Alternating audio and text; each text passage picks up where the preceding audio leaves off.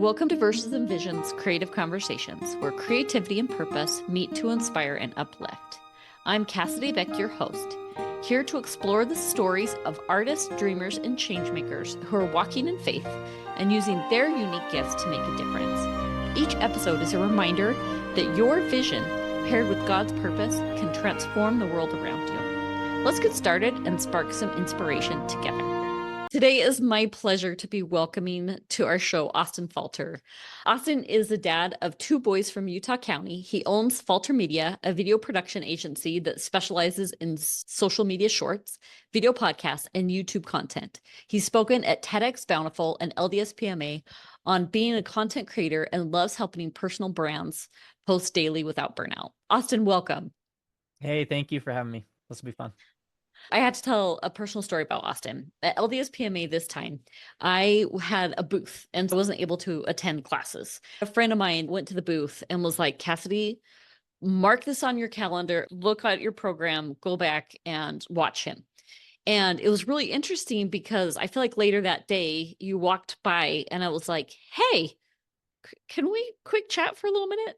And I have since watched it and I am so thrilled and delighted that you're here today. So thank you. Thank you. It was super fun. It was my first time at LDS PMA this year, and I'm definitely going back. So you talk about like avoiding creator burnout. Right. Let's hear it. Awesome. Social media has just changed so much in our lifetime, especially the last few years. It's just accelerated. And I think a lot of creators, business owners, creatives, we struggle with the idea that we all know we have to be on social media. We all know we need to be posting daily. The demands for that are pretty high now. Yeah, it used to be you could just post some photos. Now you've got to do video content. I totally understand that it's hard to even imagine posting daily or posting consistently. And those of us who have done it, we've all probably gone through periods of burnout where, okay, we did it good for a month or a few weeks, and then, I can't take this anymore. And then we just cut it off entirely and don't post forever. I'm saying that as someone who absolutely experiences this. Yes, I do all of this stuff for my clients, but I'm with you and everyone else here in that there's like months and months where I was like, I'm too busy to do it for myself. I'll do it for clients. Burnout, it's real. It's normal. The only way you can do social media nowadays is if you do it in a way that accounts for burnout. It's going to happen, and it's going to be a kink in the road if you can't figure this out. One of the things that I thought was really interesting that you mentioned in the class, you talked about this is what you do for a living. You are really good at this. This is your day to day, but that you yourself try and avoid staying on like social media. Tell me more about that.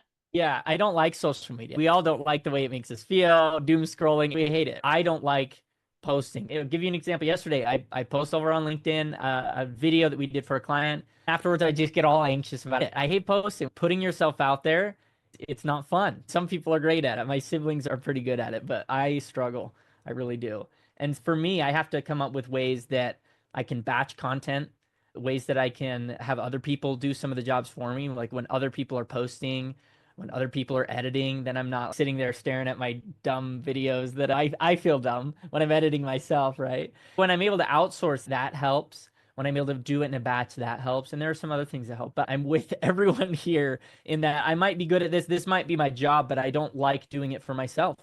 Okay, a couple questions for you. I just last night was talking to an author and she said she had released a book, The Marketing. And I feel like it's so tricky because you have two different skill sets, whether it's like you're an artist, a musician, whatever your creative thing is, you're working on that to make it the best you can.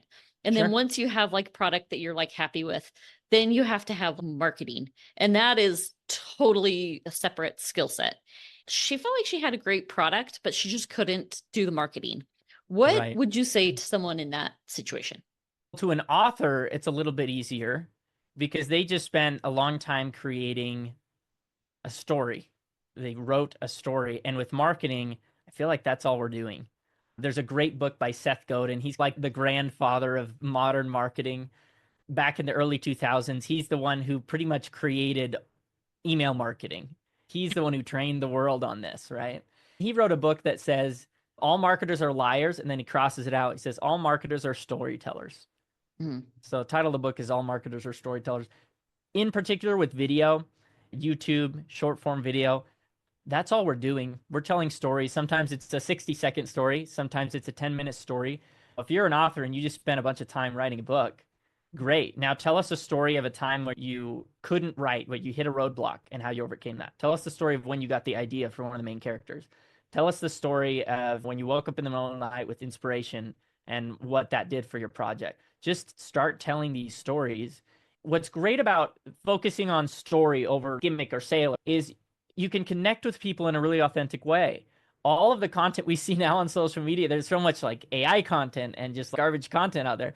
By telling a story, you're getting ahead of that right away because you're connecting on such a good human level. Part of your premise about being successful with marketing is that you batch or find a process. Is that accurate? Yeah, I think all the social media experts or influencers posting daily, none of them are waking up thinking, what should I post today? That would just, they've got businesses to worry about, families to worry about, all these things. And there's no way they could spend all this time on social. So they've either got a huge team helping them or they're just really efficient. And I don't know that a lot of us can say, oh, yes, sure, I'll dedicate 3 full-time employees to my social media. I don't know if that's reasonable for a lot of personal brands, but what we can be very efficient. I developed a process to batch content that really helps my clients. My clients are busy too, even though I'm helping them. They don't have time to wake up and say, hey, what should I post? So we say, okay, if we want to post daily, can we do 1 film day a month? Would that work for you? Is that enough time for my clients? And they're like, sure, we could do 1 film day a month. Great. Okay, now we've got a process. Leading up to our film day, we need to come up with some hooks. I can ask you a question, give you a prompt, and then you could be like, oh, got it. And then you just spit off a minute video for us. We film that. So first, we come up with the ideas. On the film day, we try to film as much content as we can. After that, we've got to edit in a batch and schedule it and post it in a batch. That way, we're not just waking up in the morning, what should I post? Come up with an idea, takes you an hour, and then you've got to edit it for a minute, and then you've got to post it, and then you're back to ground zero the next day. By doing this ahead of time, you're able to save a lot of time, be more efficient. And whether it's you outsourcing it to someone else, to a software that helps you, or doing yourself, the batch process is like step 1 to getting consistent. I'm curious about your personal story because Okay. I feel like no one taught you how to be a social media expert, and Sure. you've built a business around this. How did that come to be? Awesome. No, that's a really good question. So I started as a freelance videographer out of college, which was only a few years ago. Let's be honest. I'm a baby to this, but I was doing video ad campaigns for companies. And then one of my friends called me up and he was like, hey, I've got a project I want to run by you. I'm doing something kind of crazy. You're not going to like it. I'm like, oh, you're doing crypto stuff, aren't you? I just knew his personality and he's like, yeah, I'm doing crypto stuff. I'm like, oh man, I don't want to touch crypto. And he's like, you got to hear this. I know you make really nice videos, but like this, it's a different type of video. I'm like, are you on TikTok? Yeah, I'm like, you're a crypto TikToker? Are you kidding me? That's like the lowest. And he's, but you're going to want to hear this. One of my clients, they want to post on TikTok 3 times a day for the next month. That's 90 videos. Wow. And I'm like, Wow. okay, I don't want to make TikToks, but 90 videos, that's interesting. What's the budget? And it was really high. It was $15,000 a month. Crypto is crazy. So I'm like, yeah, I'll do that. I'll sell my soul to TikTok. And so we did. I put my producer hat on. I'm used to creating video ads where we get the whole set, crew, and cast, and we film 12 videos, and those become video ads. And so I'm like, okay, how could we do this to where we could film 90 videos in one day with an actress? We need a spokesperson. Yeah. We've got to have full scripts so that they can read it and look like a crypto influencer. And then we've got to edit these and post these. And so immediately I just producer hat went on and I was like, okay, we got to batch this content. So that was my first intro to really doing organic content as an offering. Before that, I didn't believe in it. I was like, why waste your money with organic videos when you could pay for ads and get results? This was during the crypto hype. And that first client, the results were insane. I switched my whole business model over to what if we could do shorts for people like this? This is an easy way to help them. Crypto crashed very shortly after that. I found a different niche, but that was my first introduction to this process. There wasn't really a model for you. It's like you're building it as you go. Has there ever been the idea of who am I to do this? Oh, absolutely. Especially it's easier for clients because if they tell me, here's who I'm trying to reach, here's what I want, and then it's like, great, and I can go craft a message, and there's not all that baggage associated with putting myself out there, right? So it's easier with other people. For myself, though, that's where I feel that the most. Who am I to do this? Who am I to talk about this or that or this when there's plenty of other social media experts out there or whatever it may be? That imposter syndrome is there and it's real. But you've built a team and Yep. it seems like you're doing well. So how have you overcome it? I don't know that we really Yeah, ever truly trust overcome me. it, but how have you gotten to where you are right now? That's a great question. I'm toting this award that I just got. It says I made someone else $1 million, and that's great and all, but I haven't done that for me. I'm still just trying to figure this all out, but it's cool. It's great. Yeah. But that's the joke, is they're like, "Oh, congrats on the award." I'm like, "Yeah, I made someone else $1 million." I don't totally know how to answer your question. I definitely don't feel like I've made it or I've been there. As far as with social media, though, like, how have I found ways to make this work for people who are busy, who are in all different types of niches, have different products? I think it just goes back to consistency. If I can create a process that helps someone post consistently over time without burning out, then we're golden. There's a lot of stuff you can do to try and hack the algorithm or optimize or this and that. But at the end of the day, if you want to build loyal followers, loyal customers, you just got to be consistent over time. A great example is over on YouTube. That algorithm, there is some things you can do to hack it, but it's probably the most slow and steady type of content. You've got to post for 2 years on YouTube to really build momentum. Any big channel that you look at and you're like, oh, they're awesome, they put in work for a few years without really making a huge impact. The secret is just, how can we create a process that helps people post consistency without burning out? So I feel like that's a really good point. And one of the things I think is interesting is you hear people that are like overnight successes, but Yeah, really you don't see the yeah, thing that they've been putting in so much time and consistency. sure. So for me, one of my things is I have put a lot into this on a consistent basis. Right. I recently opened a YouTube channel. It Awesome. hasn't been 2 years, but it's like these small efforts. This goes to creator burnout. How do you tell your clients to keep going, even though they haven't seen the rewards of their efforts come to fruition? Sure.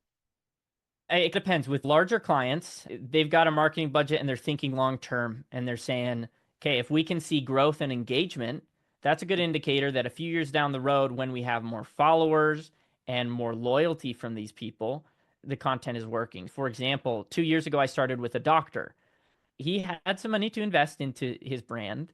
He had 500 subs on YouTube, but the comments were just insane. There were so many comments. I knew right away, okay, there's a huge need for this. What he's helping people with, there's a huge need. I could see the engagement was there. That's the number one indicator for me, is this is working, is if people are really engaged. It's easier said than done. How do you get engagement? I think you've got to serve a need. I think you have to really connect with the people that you're serving. Or on the content side, you make really funny content or bold content or controversial content or whatever it may be that really stands out beyond just putting a repurposed video out there. The big indicator for me is going to be engagement. The promise that you offer, if it's bold, people are going to get mad. People are going to get mad in the comments. My biggest videos for clients and for me are the ones with hate comments. If we strike a chord with a certain group and they get really mad at us, then they're going to shout out about it on the comments, and that drives engagement up. It drives views up. What's crazy about that is more people follow, more people book calls with me, and more people are going to like the video than the comments. Always the angry comments, because we're hardwired to just see, oh, everyone hated it. But it actually is what drives a lot of results. And so don't be afraid, especially in the Latter-day Saint space niche. I don't know if all your people are targeting other Latter-day Saints, but I had a brand, Thoughtful Faith, that I work with kind of on a volunteer basis. We did some shorts for 2 months after he did a debate. He did a big debate about the Book of Mormon, and it was really cool. It was debating a Catholic influencer on, can the Book of Mormon be divinely inspired, right? And it was probably the biggest platform we've ever had a formal debate on this topic, which was pretty cool. So that happened in September, and then we posted that as shorts for a couple months on TikTok and Instagram. In the first 2 months, he got 2,000 followers on Instagram, another 1,000 over on TikTok. And that was just repurposed content from a YouTube thing. But the reason it performed so well is because he wasn't just talking about nice platitudes and stuff. He was debating someone and it made people mad. Those who love you are going to find you that way. And those who don't love your content might get a little mad. So I feel like that feels almost counterintuitive, that like the ones that like are that people have the most problem with are going to give you the most traction. Are you feeling stuck, second guessing your dreams, or battling imposter syndrome? You're not alone. I've been there too. But here's the truth. Your vision, your purpose, your God-given gifts are meant to shine. That's why I created Sage Traverse Coaching, the space where faith, action, and momentum come together. Whether you're an artist, entrepreneur, or creative dreamer, I'll help you break through doubt, build confidence, and take real steps towards the life God has called you to. With personalized coaching, even though you could do this alone, you won't have to. Your calling is bigger than fear, and your next step starts now. Visit sageversepublishing.com to book a free discovery call and start moving forward, because your vision is worth it. Sageverse Coaching. Faith, action, momentum. Some of the best moments happen when we slow down, share stories, and connect with people around us. That's why I want to share something special with you. Soda beers. Soda beers isn't just another drink. It's crafted with intention. Alcohol-free, just bold, nostalgic flavors designed to bring people together. Whether you're celebrating, catching up with a friend, taking a moment to reflect, it's about savoring the experience. This brand is close to my heart, not just because I love the taste, but because it's part of my family story. And I love that it's always been about more than just a drink. It's about connection, community, and creating moments that matter. So if you're looking for something refreshing, something crafted with care, give soda beers a try. Pick up a can, share it with someone, and make a moment out of it. Just like this podcast is about walking in purpose, soda beers is about creating something meaningful, something that brings people together. And that's worth celebrating. Cheers. In our community, we do have a natural aptitude to people please. Right. Have you found that? And so I feel like that's hard if you're like, you don't want to like rock the boat, but you need content that's a little bit controversial. Can you speak to that? Yeah. So every one of my clients struggles with this. They want to look like a nice luxury brand, or they want to look like in their niche. They don't want to be generic or controversial. There's a spectrum where we know this is what gets views and followers, but we want to have some dignity. What I would say is if you're posting more often, you could sprinkle in a few controversial ones here and there. They're going to drive a lot more views and followers, but they don't always provide the most conversions. Your on-brand content is still going to provide conversion. People are going to see a video from you. You made some people angry, but they're like, I agree with that. And you're going to find your followers that way. But the clickbaity or controversial topic isn't really what sells them on working with you, buying your book, or whatever it may be.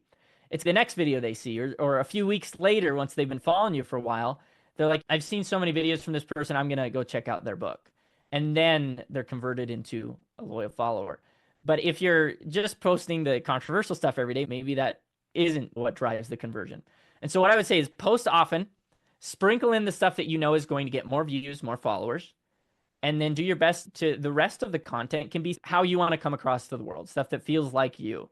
Posting quantity and consistently allows you to add in some variety without being too afraid of that. Gotcha. So here is my personal philosophy is almost in direct contradiction with social media platforms because I want to uplift one person and I don't want to measure my success with the number of followers. How do you take that and launch a successful social media platform with that though? That's a great question. Have you ever seen a reel from Elder Holland, Elder Bednar, maybe a business coach? They just hits you. And you're like, that's what I needed. That's what's amazing about video. It has the capacity to carry a powerful message directly to somebody. It's the speaking, sometimes it's the music. There's so many elements to video that allow for this to happen, but it's a great way to communicate. Even though you are speaking to a bunch of people, the stuff that resonates most is where they're speaking to the one still, and then they post it to the masses. When we talk about hooks, if you're doing a type of video where you're speaking to the camera directly, maybe you've got your phone set up and you're like, okay, I want to talk about my book. think about how you can use the word you in the actual hook. If you're looking for books that don't have this and don't have this, here's a list of books for you, right? That now all of a sudden we've pivoted from thinking about me to thinking about you and that one person in the audience.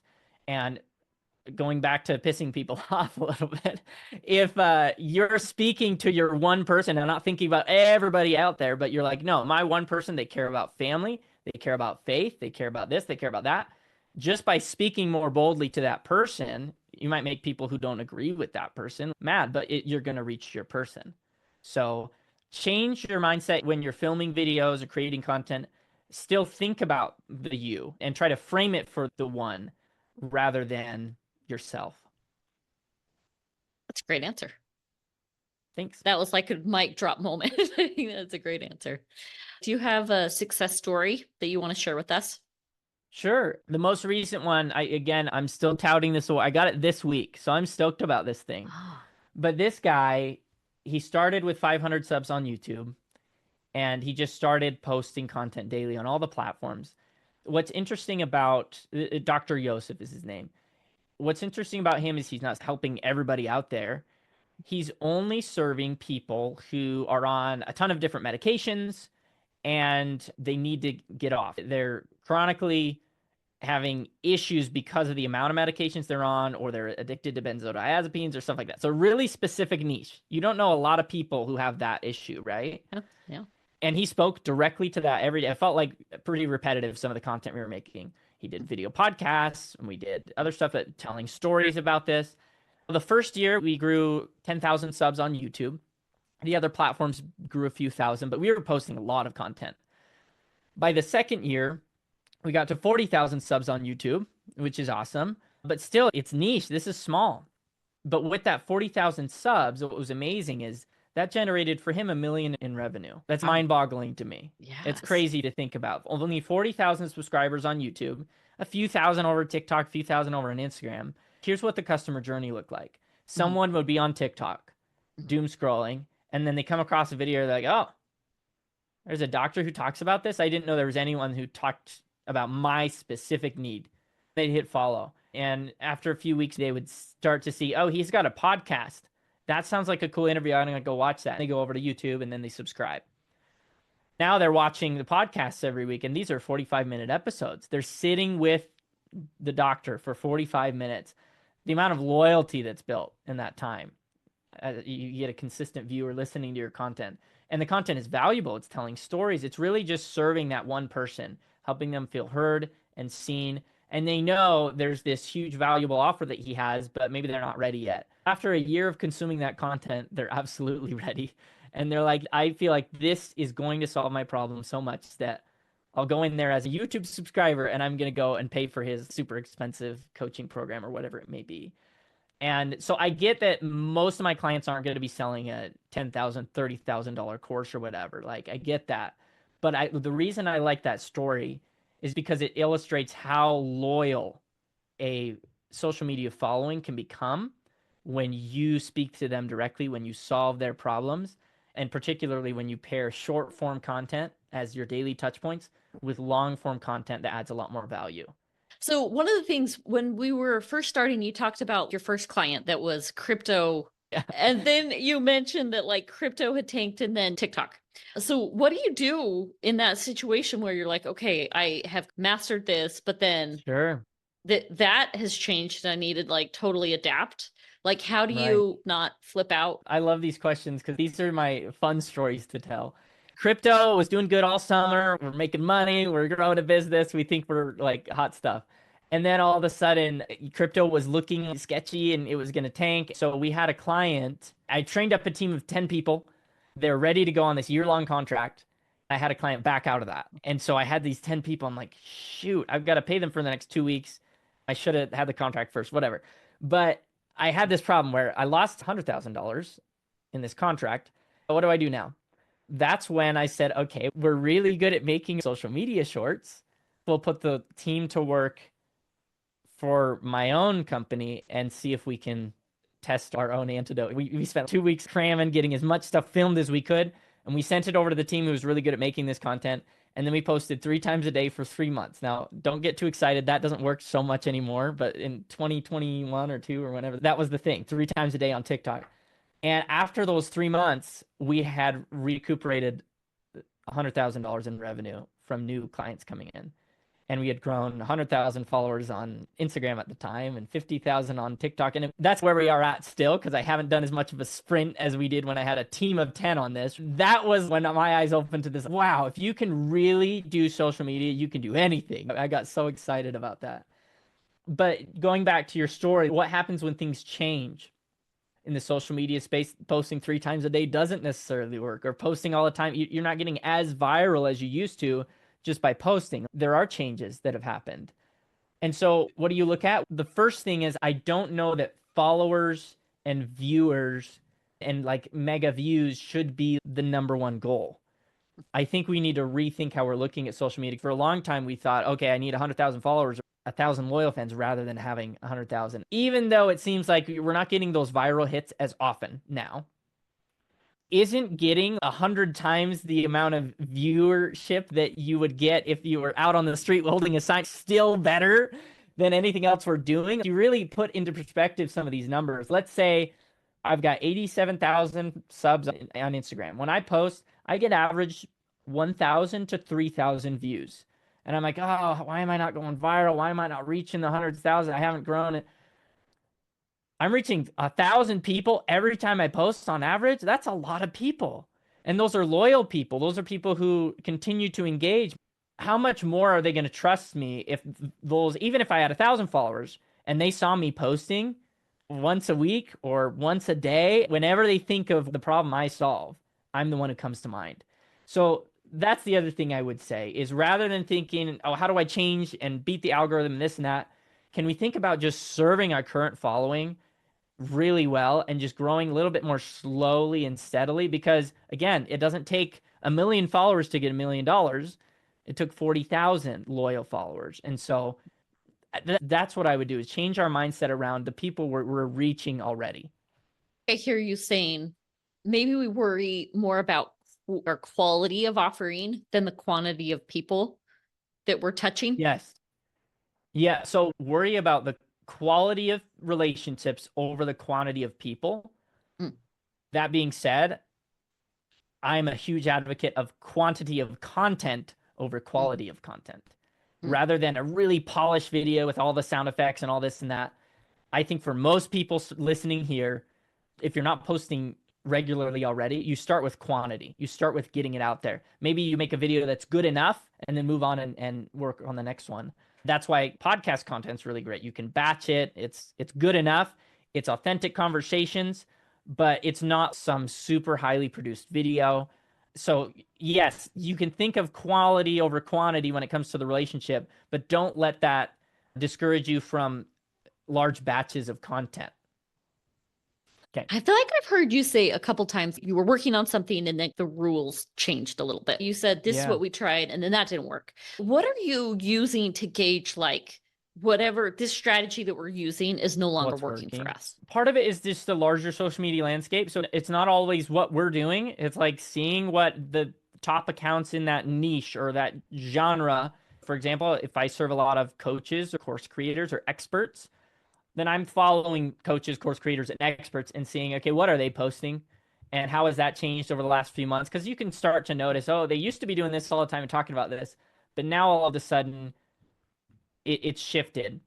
When I'm doing that, I don't necessarily listen to what they say. I listen to what they do. If they're giving social media advice, I ignore that. Gary V's or the Alex Hormozzi's or whoever you're following, I ignore what they're saying usually and just say, okay, what is their social media team actually doing with this? Because they are the ones spending $20,000, $50,000 a month testing this stuff. And if we can follow some of those accounts, that's going to give you some good intel.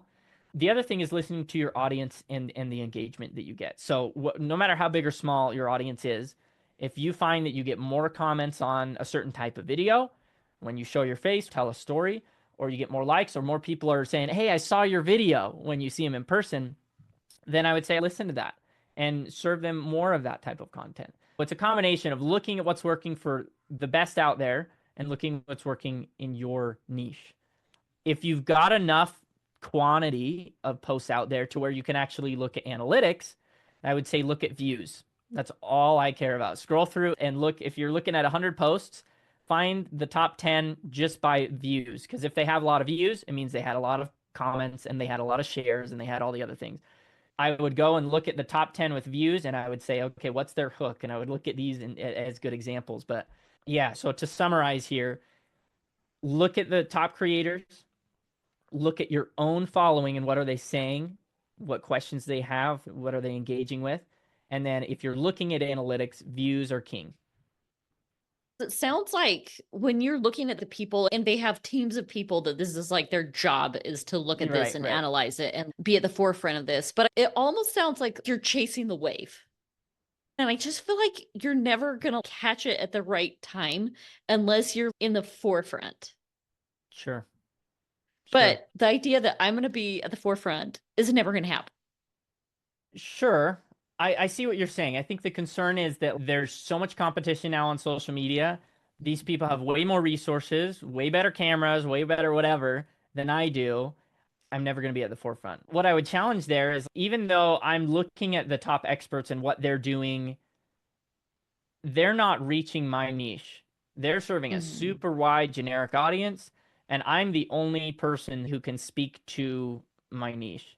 If you know who you're serving, if you're speaking to the one, and then you're applying the stuff you learn, who are they going to choose? The Gary Vee who they know they can't afford anyways, or you're local, I trust you, I see your content, you're down to earth, but also you're walking the walk. The comparison might freeze us up and be like, oh, I'll never be good enough to be them.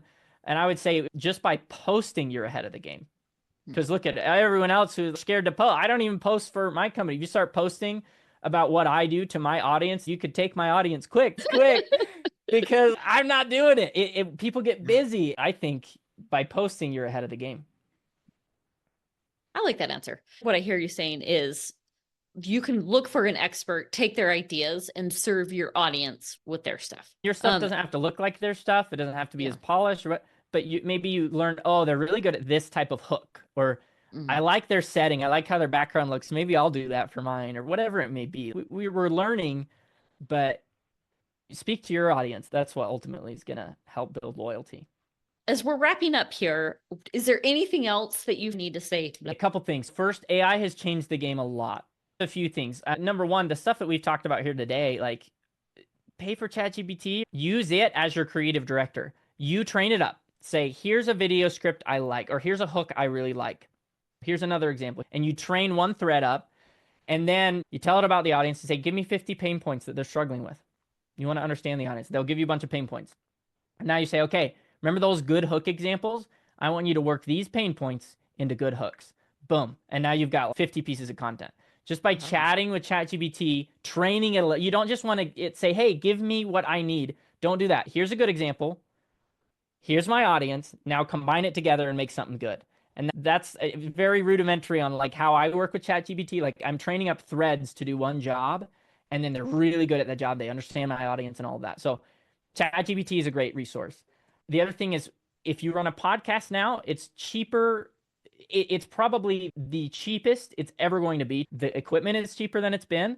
And now we have AI tools that help us edit, help us post, help us edit even better, whether you're in person or not. So there's a lot of great tools for podcasters right now. Those are the two things I see the most change in with AI.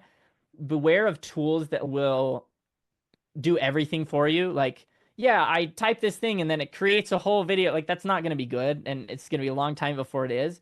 But if there's an AI tool that speeds up a certain part of the process, then that's great. Bring that in and use it. We use a lot of AI tools. Because of AI, we have packages down to $500 a month for podcasters. It's because we can do things faster and quicker. Maybe they don't want to use the software, but our team can, and we're quick. And so it's very cost effective to run a podcast. When you say you're training up AI, yes. Can you walk through what that process looks like for you? There's a guy, he's probably on YouTube. The Digital Doppelganger Effect is the name of his book. Here's how he did it. It was game-changing for me. I would go to AI and say, write me a script for this and that. I'm like, this is garbage. I can never use this for clients. But now what I can do is it's basically training. It's like training an employee. AI, it's always going to want to spit out a result. So you're saying, we're going to do this. Great. Here's the thing. And you're like, no, stop. we're going to do this and you're going to do it my way. Here's a good example. And it'll learn and be like, great, now I'm ready. No, you're not ready. Here's another example. And they're like, okay, now I'm going to explain the brand a little bit or explain the audience to me. You're still not creating anything. I just want you to learn. And if you're paying for ChatGPT, it can learn a lot of information in one thread. And you teach it about the brand and you do it. So you're having a conversation. It might take you half an hour to really go back and forth and give it examples. But once you've done that, the prep work, really explained, here's your job, here's a good example, here's another good example, then you say, okay, now we're ready. Here's a hook, give me a script. It could be for hooks, it could be for YouTube titles, it could be for full scripts. You say, tell me the story of this in a few sentences, and bam, it'll give it to you. You make a revision, say, here's how I would do it differently. Can you learn from that? It's like training an employee. You spent an hour or two training this employee, and now you can drop in 100 hooks at a time and get 100 scripts back. It's all in your voice, following your brand. And if you're like, hey, I need to train another thread on another client, what are all my rules? ChatGPT will give you all the rules that you taught it, and you go train another one. You're able to duplicate yourself. What I would be wary of is with ChatGPT, you don't want to use the same thread to do everything. You're training one job in each thread, and it'll remember this is my job in this little thread, and then you open a new thread or folder for the next thing. I hope that makes sense, but the digital doppelganger guy is the best I've ever heard teach on this. AI has changed the game, and that I would recommend podcasts as a good place because you get long form, you get short form, and there's AI tools that help with all of it now. Awesome. Thank you so much. This has been so fun to chat with you. I really appreciate it. What I love about, in particular, like your audience is I think people should take heart. There's a lot of garbage content on social media, a lot of people just trying to get a quick buck, but your people, they have a real cause and it matters and it's inspiring. And so even with all the competition and the AI out there, I think your people are going to reach their audience on such a more human level, on a level that really matters. I hope that they feel inspired to be a creator rather than just a consumer, to like really be a creator, because their content is so much better than the myriad of other content out there. And we need it. We desperately need it on social media. Wonderful. Thank you again. Thank you. Thanks for tuning in. Until next time, keep creating, keep dreaming, and keep bringing your visions to life.